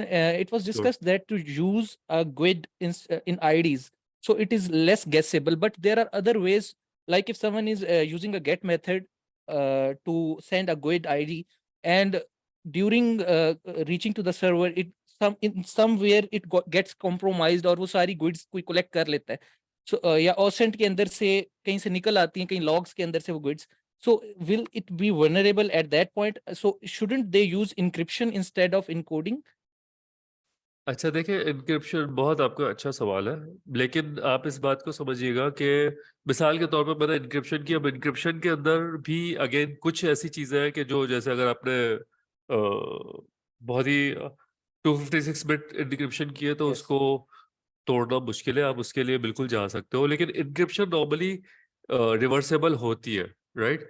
On the other and GUID जो है वो रैंडम है, तो आप इनक्रिप्शन जरूर करो, लेकिन जो आप आईडीज भेज रहे हो ना, वो रिकमेंडेड ये है कि आप जैसे 1 2 3 4 5 6 आईडी है, अगर मैं इसको इनक्रिप्ट करता हूँ ना, तो हैकर्स दुनिया में बैठे हुए हैं जो आपकी इंक्रिप्शन को डिक्रिप्ट कर सकते हैं बेस्ड ऑन वो लॉजिक इम्प्लीमेंट करके ब्रूट फोर्सिंग करके।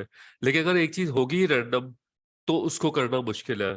लेकिन Yeah, यू आर करेक्ट। जी जी बिल्कुल for बिल्कुल। pure brute force attack, it is not possible to guess the IDs. I agree with there. But if the data gets leaks from somewhere and they have got the वो तो collection of फिर goods, वो तो तो फिर उनको तो कुछ हाँ, लेकिन मसला नहीं। इंक्रिप्शन में तो ये आपका हो जाएगा ना कि first they have to break the encryption, और अगर आप पास फ्रेज यूज कर रहे हैं एज अ की और सीक्रेट भी आपका बहुत सिक्योर है, और आप रिकमेंडेड प्रैक्टिस AES यूज कर रहे हैं 256 बिट और बिल्कुल सही। ब्लॉक्स वगैरह सारा कुछ आप करेक्ट कर रहे हैं, then it would not be so much easy for normal hacker. But definitely there are organizations that have that much computing power that they can break the encryption. आप I सही agree कह with रहे हैं आपसे, और आप सही कह रहे हैं कि जो अगर आपकी अगर इतना सिक्योर है ना लेकिन मैंने जो एग्जांपल दी थी वो जैसे 60 हमारे अपने डेवलपर भी वही समझते हैं कि 64 बिट अगर मैंने इनक्रिप्ट कर दिया ना बेसिक चीज को तो मैं सेफ हूँ, जबकि वो तो डिक्रिप्ट बगैर किसी पास की के हो जाता है। तो जो एग्जांपल मैंने वो यूज की थी, लेकिन आप जो कह रहे हैं कि अगर आप सिक्योर प्रॉपर हैशिंग करके करोगे तो वो भी उतना ही करेक्ट है। और अगर आप उसको रैंडमाइज भी कर ले तो और सिक्योर हो जाएगा। तो वो डिपेंड करता है कि आप कितनी लेयर्स लगाते हो। Thank you very much. That was these were my questions. Thank you Umar, thank you. Moving on with the next one, Adnan. Yeah, hello, am I audible? Yes. Yes Yeah, so thank you so much. This is Adnan Malik from Secure Portfolio Cybersecurity Service Providers. मैं फरहान का जो question था मैं जरा add करना चाहूँगा before going into my question. Farhan ने गुइड की बात की, UUIDs की बात की, so this is just first layer of security. बिल्कुल लीक्स हो सकते हैं और हम हैकर्स ढूंढ भी रहे होते हैं कि कहीं नहीं कि आपकी UUID या गुइड जो है वो लीक हो जाए और उसको हम तो सेकंड लेयर ऑफ सिक्योरिटी पर आप उस पर भी ऑथराइजेशन लगा दें। So even if it's get leaked, तब भी आपके पास जो है वो authorized और properly managed हो। Apart from that, normally developers ये भी करते हैं कि वो अपने लिए particularly GUID या UID assign कर लेते हैं, जैसे 000 days 00 something like that. So उसको भी avoid क्या करें, do not assign a proper या एक separate UUID अपने लिए, क्योंकि somehow अगर hacker ने वो guess out कर लिया, so that is just first kind of defense you need to have, again, an authorization, proper security mechanisms. And yeah, so thank you for the great session. Quite जबरदस्त जिस तरीके से softwares developers के लिए था। Normally हमने sessions देखे हैं हैकर्स के लिए, how to hack things, but for software developers again there is a quote कि don't had the hacker had the programmer, क्योंकि सारी गलती प्रोग्रामर्स की होती हैं, ऐसे bugs होते हैं। Yeah, so ऐसे bugs होते हैं, like I do bug bounties, we do provide penetration and security audits, ऐसी vulnerabilities and ऐसी bugs होते हैं कि like हमें हंसी आ जाती है कि like who is the programmer? So make sure कि programmer program करते वक्त ऐसे सोचे कि यार इस पे कोई भी आएगा, इसको हर तरीके से धक्के देगा, इसको हर तरीके से मार पिटाई करेगा इसमें replication की, and that's how you get your application more secure. So again, thank you so much for the session. Would love to contribute in the future as Thank you, well. sir. We are running a HackerOne club as well, sponsored by HackerOne. So would love to contribute in any way, if possible in future. Thank you, Thank you, Adnan. I think we'll take last two questions and then conclude the session. Imran, over to you. Thank you very much. I have just one question. Normally for the web applications, when we used to put some security controls, I will give an example of WAF. आप उससे कम से कम कुछ जो malicious payloads वगैरह हैं उसको protect कर लेते हैं. तो if is still there is kind of vulnerabilities can be protected by the WAF. Just an example. So you must know about the concept of zero trust architecture, ZTNA. True, yeah. क्या अगर हम zero trust architecture के network के ऊपर API को कर सकते हैं protect? Do you think that makes sense that the API, although it will be vulnerable, but still it will help to at least not get exploited as much as if it's communicating directly to between server and client?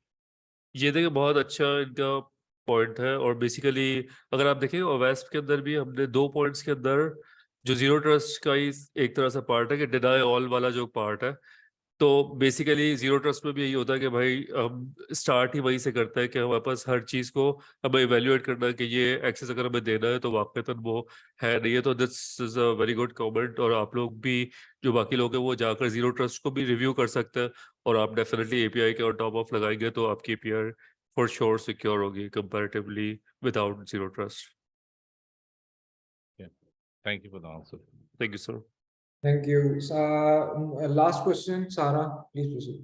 Okay, Assalamualaikum. First of all, thank you so much. The session was really great. मेरा question कुछ इस तरह से था कि like हम लोग third party services provide कर रहे होते हैं डिफरेंट लोगों को, तो व्हाट हैपेंस इज कि समटाइम्स जो हमारे पास अटैक्स आ रहे होते हैं वो प्रॉक्सी के थ्रू आ रहे होते हैं, तो प्रॉक्सी के थ्रू जो अटैक्स आते हैं आप उस पर रेट लिमिट तो नहीं लगा सकते, तो how to identify these attacks और उसको हम किस तरह मिटिगेट कर सकते हैं?